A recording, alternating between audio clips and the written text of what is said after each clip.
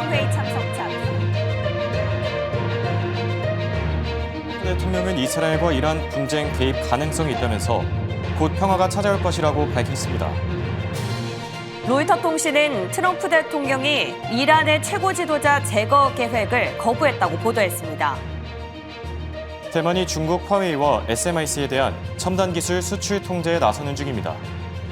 러시아는 우크라이나의 정유소를, 우크라이나는 러시아 공장을 드론 공격한 걸로 전해졌습니다. 미국의 6월 미시간대 소비자 심리지수가 60.5로 집계되면서 예상치보다 훨씬 더 높게 나왔습니다. 미국의 미시간대 1년 기대 인플레이션이 5.1%로 3개월 내 최저치를 기록했습니다. IMG는 중동 전쟁이 지속될 경우 국제유가가 연말에는 $150를 돌파할 것으로 전망 중입니다.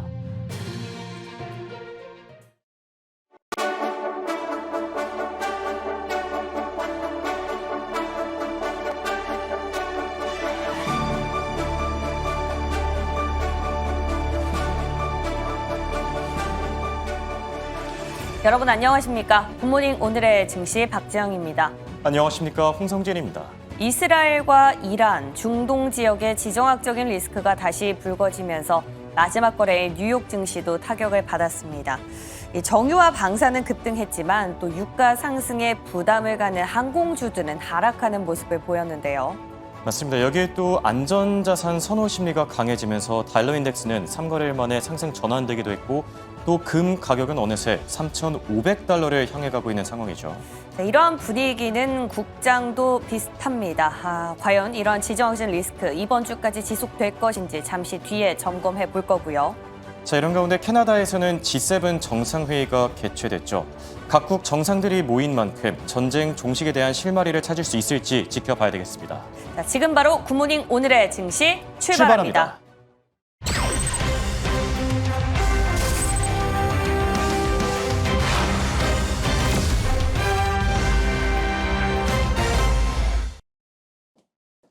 지난주 미국 증시는 중동 지역의 지정학적 리스크를 주시하면서 일제히 하락했는데요. 다우지수는 1.7% 넘게 빠지면서 700포인트 이상 하락했고요. S&P 500 지수도 1.13% 하락하면서 결국 6,000선 아래로 다시 한번 떨어졌습니다.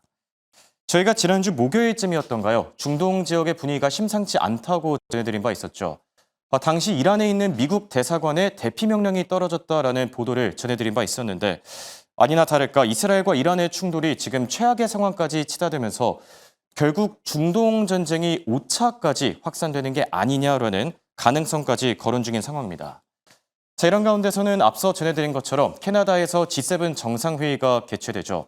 각국 정상들이 모였는데 과연 묘책이나 어떤 실마리를 찾을 수 있을지, 해법을 제시할 수 있을지 지켜봐야 되겠고요. 자, 이어서 핀비즈 맵을 통해서 지난주 증시의 전체적인 흐름도 같이 확인해 보시죠. 자, 지난주 11개 섹터 가운데 유일하게 상승했던 건 에너지 쪽이었는데요. 엑슨모빌과 쉐보론 등이 2% 이상 상승했고요.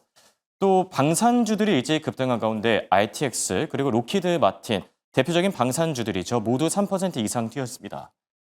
자, 그리고 눈에 띄었던 기업은 바로 오라클이었는데요. 오라클, 지난 금요일장에서 13% 뛴 데 이어서 다시 한번 7% 이상 급등했고요. 또 팔란티어 역시나 어려운 장에서도 1.6% 이상 오르면서 $130 중반에서 거래를 마친 모습 확인할 수 있습니다. 자, 그럼 이어서 채권과 외환 시장의 흐름도 같이 확인해 볼까요? 지난주 미국의 10년물 국채 금리는 미시간대 소비자 심리지수가 발표된 이후에 상방 압력을 받았는데요. 5bp 이상 오르면서 4.4% 초반에서 거래를 마쳤고요.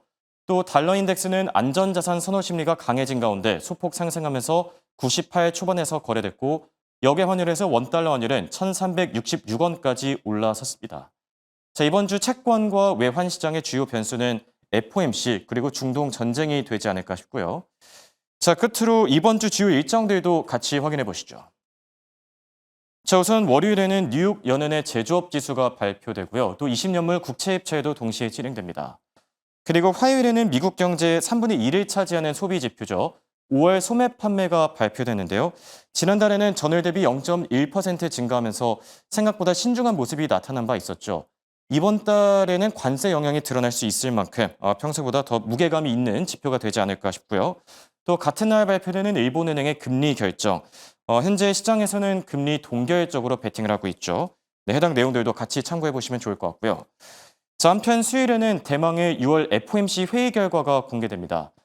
아무래도 시장에서는 지금 금리 동결 쪽으로 예상을 하고 있죠. 그런데 이번에는 금리 동결보다는 셉, 연준의 이 금리 경로가 담긴 셉이 발표되기 때문에 평소보다 더 중요하지 않을까 예상이 됩니다. 그리고 또 FOMC 회의 이후에 진행되는 파월 의장의 기자회견도 상당히 중요하지 않을까 싶고요. 끝으로 목요일에는 증시가 준틴스데이 노예 해방일입니다. 준틴스데이를 맞아서 시장에 들어오고 또 금요일에는 5월 경기 선행지수가 발표되는 점까지 참고하시기 바랍니다. 그럼 이어서 더 자세한 기업 이슈들 김현수 아나운서와 확인해 보시죠. 네, 종목별 이슈들 체크하고 본격적인 브리핑 만나보겠습니다. 먼저 M7 기업들 7개 기업 상황 점검하시죠. 테슬라를 빼고는 모두 하락하면서 마무리가 됐습니다. 특히나 주말 사이에는 아마존이 AI 투자에 대한 규모를 확대할 것이다라는 발표 나왔다는 점 체크하시면 좋을 것 같은데요. 이 7개 기업 가운데서 테슬라만 유일하게 올랐던 이유 다음 장 브리핑 통해서 만나보겠습니다. 다음 장 넘어가 보시죠. 지난 거래일 전반적인 동향과 함께 앞서 언급됐던 팔란티어까지 한번 살펴보도록 할게요. 테슬라는 지난 거래일 2% 가까이 반등에 성공하면서 마무리가 됐습니다. 어떤 뉴스가 들려왔기 때문인데요. 미국의 교통부가 자율주행차 규제를 완화하는 방안을 추진하겠다라는 뉴스가 들려오면서입니다. 이로 인해서 앞으로 핸들과 페달이 없는 차량도 자율주행 대상으로 허용이 된다고 하는데요. 로보택시를 앞두고 있으면서 기대감이 점점 커지는 모습을 확인하실 수가 있죠. 이로써 2% 가까이 오르면서 1.94% 오르며 장을 마무리했습니다. 그럼 다른 전기차 업체들은 어땠을까요? 이런 전반적인 호재 소식이 들려오긴 했지만 미국 내에서 전기차의 신규 등록 대수가 감소했다라는 점에 있어서 두 가지 종목 리비안과 루시드는 소폭 하락하면서 마무리를 했습니다. 그럼 M7 가운데 다른 기업들 뉴스도 함께 확인해 보시죠. 월마트, M7 기업은 아닌데요. 월마트와 함께 아마존이 자체 스테이블 코인을 발행한다라는 소식에 다른 카드사들이 좀 움직였습니다. 이로 인해서 전통 은행사나 신용카드 결제 시스템을 영위하고 있는 기업들이 좀 위협을 받을 수가 있겠죠. 이런 뉴스에 따라서 비자와 마스터카드 각각 4%대, 특히 비자는 5% 가까운 낙폭을 보였습니다. 이 점도 확인하시면 좋을 것 같고요. 마지막으로 팔란티어 같은 경우 소폭 오르면서 마무리가 됐는데요. 역시나 지정학적 리스크 계속해서 불거지고 있습니다. 이 부문에서 사이버 보안 수요가 확대될 것이 기대된다라는 점에서 소폭 오르면서 마무리가 됐는데 다음 장 통해서 지정학적 리스크 어떤 식으로 또 증시에 반영됐는지 체크해 보겠습니다. 주말 사이에 또 충돌이 격화되기도 했고 또 이전에도 지난 거래일 이 미증시는 계속된 영향을 받아내면서 마무리가 됐기 때문에 이 안에서 좀 수혜를 본 종목은 어떤 종목들이 있는지 자세히 동향 체크해 보도록 하겠습니다. 일단 유가부터 체크해 볼까요? 국제 유가는 7%대 가까이 오르면서 마무리가 됐습니다. WTI도 7.26% 올랐고요. 브렌트유도 7.02% 올랐다는 점 체크하겠는데요. JP모건 측에서는 이렇게 이야기하고 있습니다. 호르무즈 해협이 봉쇄될 위협이 가장 크다라고 이야기하고 있는데 이 해협이 어떤 역할을 하는지를 먼저 체크를 해볼까요? 이 해협이 일단 위치가 이 밑에 두바이 쪽에 위치해 있습니다. 이 위치는 왜 중요하느냐? 전 세계 원유 해상 수송량의 20%를 차지하기도 하고 또 무엇보다 중요한 건 중동 원유들이 보통 저 지역을 경유하기 때문에 저 지역 자체가 좀 중요해지고 있습니다. 이 뉴스 함께 체크해 보시면 좋을 것 같고요. 그럼 다른 종목들 동향 한번 체크해 볼까요? 우선 에너지주부터 태양광주, 방산 업체들까지 함께 상승폭을 보였습니다. 쉐브론 같은 경우 자체적인 이슈 때문에 약간의 상승폭을 축소하긴 했지만 그래도 강보합권으로 장세를 가져가고 있고요. 엑슨모빌도 2%대 올랐습니다. 태양광 안에서는 솔라에지 테크놀로지 10% 넘게 상승했고요. 썬런도 20% 가까이 상승했다는 점 체크하시면 좋을 것 같습니다. 방산 안에서도 로키드 마틴과 레이시온 3%대 상승, 제너럴 다이내믹스도 1%대 상승 보였다는 점 체크하시면 좋을 것 같네요. 그럼 더 자세한 종목별 이슈 분석과 투자 전략 지금 바로 만나보시죠. 미국 증시 투자 전략 세워보는 시간입니다. 황윤석 타이거 인베스트 대표 나와 계십니다. 안녕하십니까? 안녕하십니까? 자, 주말 사이 이슈들이 너무 많이 나왔습니다. 네. 오늘 국내 증시도 많이 우려가 되는 부분인데 우선 뉴욕 증시와 관련된 이슈들부터 먼저 정리해 주시겠습니까? 네, 지난 주말에 가장 시장을 긴장하게 했던 게 이스라엘의 이란 공습이었죠. 그렇죠. 예, 그런데 이란이 또 보복하면서 지금 대규모 반격을 하면서 증시의 낙폭이 확대되면서 마감이 됐습니다. 그런데 지금 그 트럼프 대통령은 뭐 최악의 상황이나 전면적으로 확대되지는 않을 거다. 평화적으로 해결될 거다라고 긍정적인 얘기를 했습니다만 네. 아직 그런 조짐은 나타나지 않고 있고요. 그렇죠.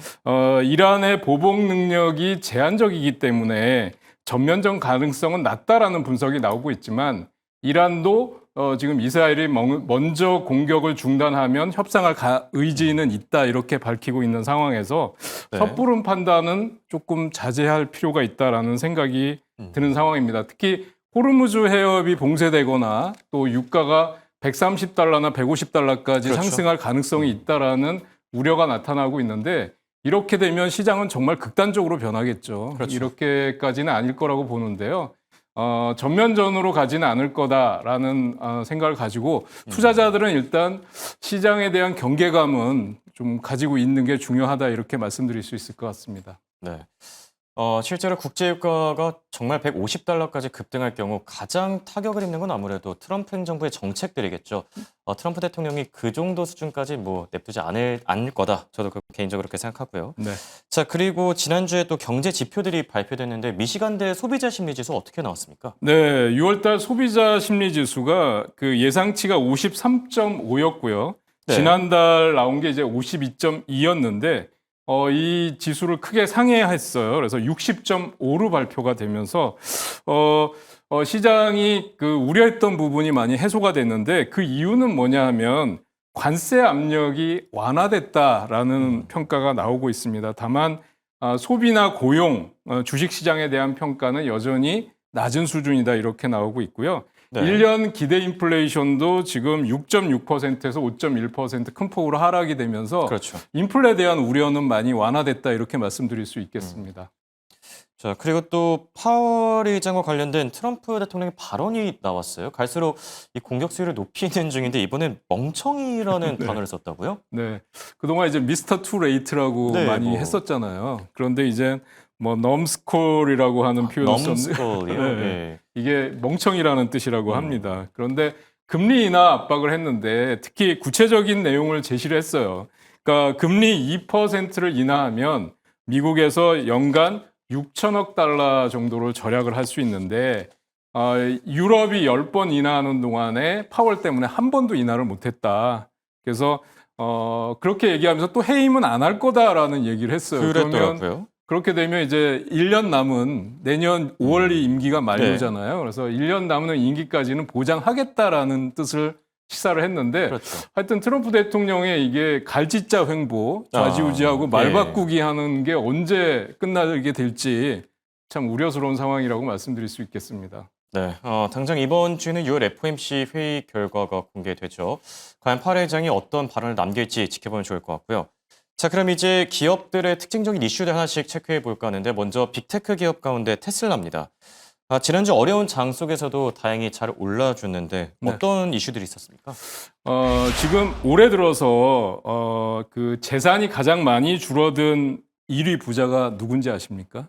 글쎄요. 혹시 머스크입니까? 네, 맞습니다. 네. 그래서 올해 연초 대비해서 901억 달러 정도의 재산이 감소했다고 합니다. 1억 달러. 예. 예, 그 이유가 뭐냐면 연초에 테슬라 주가가 뭐 400달러를 상회하는 수준이었는데 지금은 지금 325달러 많이 올라왔어요. 근데 네, 그렇죠. 저점은 295달러까지 떨어진 적도 있었고요. 그래서 그 기준으로 하면 최고 많이 하락했다 이런 얘기가 나오고 있습니다. 그래서 테슬라는 최근에 그 7,500달러 세액공제 그다음에 프로모션 이런 것들 때문에 좀 오르기도 했었는데요. 4월 달 미국 내에서 신규 전기차 등록 대수가 14개월 만에 처음으로 감소했다라는 소식이 나왔는데도 하여튼 잘 버텨내면서 마감이 됐습니다. 그리고 장중에 또 트럼프 행정부가 자율주행차에 대한 안전 규제 면제 절차를 대폭 간소화했다 이런 소식도 나왔습니다. 그리고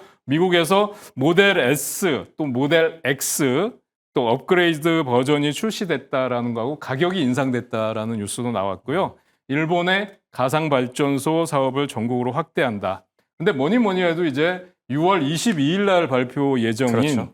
모델 Y에 대한 지금 텍사스 오스틴의 로보택시 공개 이게 가장 중요한 변수라고 할 수 있어요. 맞습니다. 예, 그리고 또 이 모델 Y가 이제 자율주행 모델로 해서 고객이 호출하는 집까지 예를 들어서 집이라 그러면 거기까지도 네. 찾아갈 수 있다라는 얘기를 하고 있거든요. 그래서 28일 날 공식 출시가 된다라는 건데 모건 스탠리는 지금 AI 기술 도입이 물리적인 AI로 확대되고 있어서 테슬라가 특히 매력적이다 해서 목표 주가를 410달러를 유지하고 있는 상황입니다. 그런데 여전히 좀 제가 만약에 투자자라면 저는 네. 이제 테슬라를 차익 실현하고 지켜보고 있는데요. 사실 그동안의 투자 경험에 비춰보면 소문난 잔치에 사실 먹을 게 없다. 예, 예. 그리고 막상 발표되면 기대에 못 미친다 이런 우려도 있었어요. 그렇죠. 그래서 좀 더 지켜보긴 하는데요. 투자자분들은 보유 비중을 좀 익절을 해놓고 보유 비중을 낮춘 상태에서 관망하시는 게 좋겠다 이렇게 말씀드릴 수 있겠습니다. 네, 테슬라와 관련해서는 당분간 로보택시 공개 전까지 좀 신중한 스탠스를 취할 필요가 있다 이렇게 조언해 주셨고요. 자, 그리고 엔비디아가 지난주에 2% 넘게 빠졌는데요. AMD가 차세대 AI 칩을 공개하면서 좀 부담스러운 상황인 것 같아요. 네, 그렇습니다. 그 영향 때문에 지금 경쟁이 심화될 수 있다 그런 것 때문에 하락을 했는데요. 네. 하락폭은 상당히 크지 않았습니다. 그래서 지금 차트를 보시면 지금 전일 대비 소폭 하락한 상태 그리고 141달러는 지켜줬고요. 그래서 그럼에도 불구하고 AMD의 도전에도 불구하고 아직 프리미엄 시장에서 엔비디아 AI 칩의 시장 점유율은 90%에 달하고 있다. 그렇죠. 이런 얘기가 나오고 있고요. 그다음에 이스라엘의 이란 공습 때문에 지정학적 리스크 확대 이런 것들에 좀 민감하게 반응을 했던 것 같고요. 그다음에 지난주에 나왔던 이슈 중에 젠슨항 CEO가 양자 컴퓨터가 현실 문제 해결의 변곡점에 도달했다. 또 그다음에 영국이나 독일을 방문하면서 유럽 AI 확대 전략을 발표한 것도 긍정적이었다 이렇게 말씀드릴 수 있겠습니다. 그런데 사실 보면 이제 웬만한 그 컨퍼런스라든지 뭐 대형 이벤트가 종료된 상황이기 때문에 네. 사실은 뭐 2분기 실적 발표 때까지는 시간이 아직 많이 남아 있거든요. 그렇죠. 그래서 주봉상으로 보면 지금 153달러 지금 신고가 부근까지 근접해 있는 상황이고요. 역시 앞으로의 또 이벤트가 어떤 이벤트가 남아 있느냐 또는 2분기 실적 발표 전까지는 신고가를 돌파할 만한 이렇다 할 모멘텀이 없는 상황이다라는 그렇죠. 것 때문에 무리한 추격 매수는 자제하실 필요가 있다라는 말씀을 드릴 수 있겠습니다. 네, 사실 그 전까지는 오히려 뭐 상승 재료보다는 하락할 수 있는 재료들이 더 많이 나올 가능성이 있겠죠. 뭐 대중 수출 통제라든지 뭐 그런 이슈를 좀 더 챙겨보면 좋을 것 같고요. 자, 그리고 이번에는 저희가 서클에 대한 얘기를 해볼까 하는데요. 네. 이 기업 대단합니다. 공모가가 제 기억으로 한 31달러쯤이었던 것 같은데 지금 네. 주가가 130달러 넘겼으니까 뭐 한 4배 이상은 오른 거거든요. 그렇습니다. 서클은 어떤 이슈들이 있어서 계속 이렇게 오르는 겁니까? 지난 주말에 아마존하고 월마트가 네. 자체 스테이블 코인 발행을 추진한다라는 뉴스가 나왔어요. 예. 이것도 사실 지금 최근에 기업들이 너도나도 경쟁적으로 스테이블 코인을 도입하겠다 내지는 자체적으로 발행하겠다라는 뉴스가 나오고 있어서 스테이블 코인을 발행하는 지금 두 번째 큰 회사이기 때문에 그 영향을 받는 것 같고요. 지난 금요일장에 시장이 하락하는 가운데서도 지금 강한 상승으로 마감이 됐습니다. 25% 상승했어요. 그렇죠. 제가 차트를 보여드리기 전에 일별 주가의 흐름을 먼저 보여드리는 게 이해가 좀 빠르실 것 같아서 그러는데요. 네. 지금 상장하자마자 168%, 그 다음날 29%가 올랐고요. 어제 25%가 급등했습니다. 그래서 지금 여기 보시면 처음에 이게 공모가가 31달러였다라는 네. 점을 감안한다면 지금 정말 4배 가까이 올라와 그렇죠. 있는데요. 거래일로 따지면 7거래일 만에 4배가 오른 겁니다. 네. 그러니까 단기간에 너무 급등했기 때문에 추격 매수는 정말 부담스러운 상황이다 이렇게 말씀드릴 수 있겠습니다만 지금 그 여러 가지 호재가 남아 있어요. 그게 뭐냐면 지금 미국 의회가 스테이블 코인 관련 법안 지니우스 법안이라고 하는 거를 8월 안에 통과시킬 가능성이 있다라는 거고요. 상장 첫날에 캐시우드 펀드에서 아크 인베스트에서 450만 주를 매수했다라는 측면도 있고요. 그다음에 도이체방크도 스테이블 코인이나 토큰화 예금 도입이 계속해서 활용할 가능성이 있다. 이 시장 자체가 크게 확대될 가능성이 있다라는 측면이 지금 계속 확인이 되고 있어서 지금 그런 것 때문에 계속적으로 상승이 나타나고 있다고 봅니다. 그런데 역시 급등한 다음에 추격 매수는 부담스러운 상황이라고 말씀드릴 수 있겠고요. 보유자의 영역이다. 지금은 추세적으로 20% 급등하면 그 다음날 절반 하락할 가능성도 있다는 걸 염두에 두고 대응하시는 게 저는 지금 좋다고 말씀드릴 수 있겠습니다. 네, 실제로 이 일일 주가 흐름을 보면은 퐁당퐁당하는 식으로 올랐다 떨어졌다 그런 흐름을 반복하고 있죠. 투자 전략 세우실 때 참고하시면 좋을 것 같고요. 그리고 서클뿐만 아니라 오라클의 주가 흐름도 상당히 좋았죠. 네. 지난주 금요일에 한 13% 넘게 뛰었는데 다시 한번 7% 이상 급등했습니다. 네. 어디까지 오를까요? 궁금합니다. 그러니까 AI 소프트웨어 중에 정말 대장이다라고 말씀드릴 수 있겠고요. 네. 클라우드 인프라 부문의 실적이 크게 급성장했고요. 실적 발표 이후에도 앞으로의 전망 자체가 가이던스가 너무 좋다라는 거고요. 성장률 가이던스가 70%다. 그다음에 스타게이트 프로젝트의 수혜를 볼 수 있다라는 측면이 나왔는데요. 지금 지금 그 오라클 같은 경우에는 주가는 향후 12개월 내에 $300까지 오를 수 있다. 뭐 이런 얘기까지도 나오고 있는데 지금 현재 $215입니다. 오라클 실적을 보면 매출이 전년 동기 대비해서 무려 1025%가 올랐어요. 그다음에 대단하네요. 주당 순이익은 61%가 급등했습니다. 지금 차트를 보시면 지금 이런 자리에서 고점을 돌파해서 이제 갭 상승이 나왔는데 장대 양봉이 솟았는데 거래량이 폭발하고 있습니다. 이 경우는 추가적인 상승을 암시하는 거라고 말씀드릴 수 있겠고요. 주봉상으로도 한번 확인해 보시면 신고가를 돌파하는 장대 양봉, 그다음에 대량 거래가 폭발했는데 이 경우는 추세적인 상승이 나올 수 있다. 다만 추격 매수는 부담스럽다. 눌림목 구간에서 분할 매수는 한번 도전해 볼 수 있다. 실적 자체의 영향도 있기 때문에 저는 추가 상승 가능할 거라고 보고 있습니다. 네. 자, 그리고 반면에 좋은 실적을 내놨는데도 불구하고 주가가 하락한 기업이 있었죠. 바로 어도비입니다. 어떤 이슈들이 있었죠?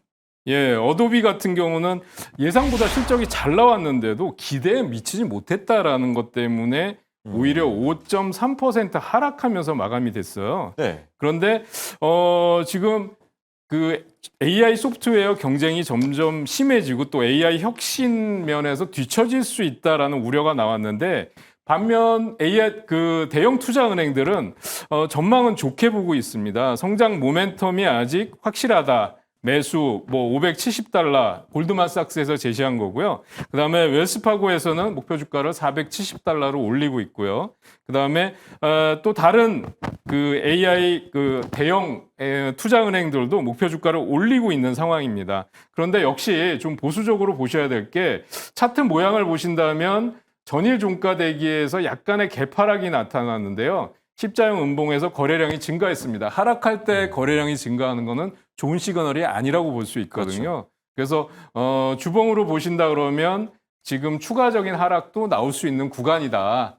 역시 좀 더 보수적으로 대응하실 필요가 있다라는 말씀을 드릴 수 있겠습니다. 네. 자, 끝으로 팔란티어까지 저희가 주가 흐름 체크해 보겠습니다. 팔란티어 지금 고공행진하고 있고 계속 잘 가지고 있는데 어떻게 보면은 이번 중동 전쟁에 또 수혜를 누리고 있는 것 같아요. 네, 그렇습니다. 팔란티어는 지금 이란하고 이스라엘 그 공격이 이제 그 전쟁이 사이버 공격 중심으로 이루어질 수 있다라는 평가가 나오면서 오히려 주가가 상승하는 모습을 보여줬고요.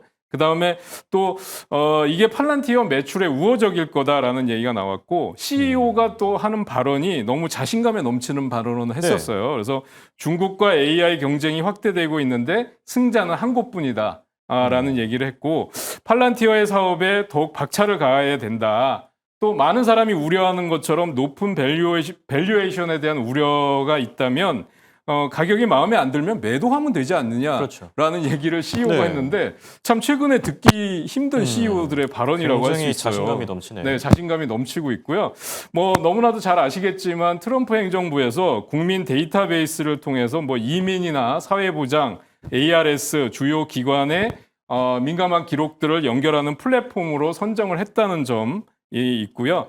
또 CTE에서는 앞으로 팔란티어가 기존 소프트웨어와 생성형 AI 모델을 결합할 수 있는데 이런 것 때문에 또 성장성이 크게 돋보인다. 또 미국에서 추진하는 골든돔 프로젝트에도 그렇죠. 수혜가 예상이 된다라는 것 때문에 지금 최고 주가가 $140 차트상으로 보시면 지금 육박을 하고 있는 상황인데요.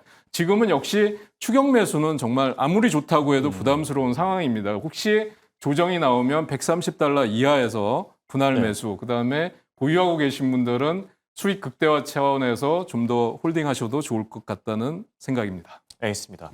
지금까지 도움 말씀의 황윤석 대표와 함께했습니다. 감사합니다.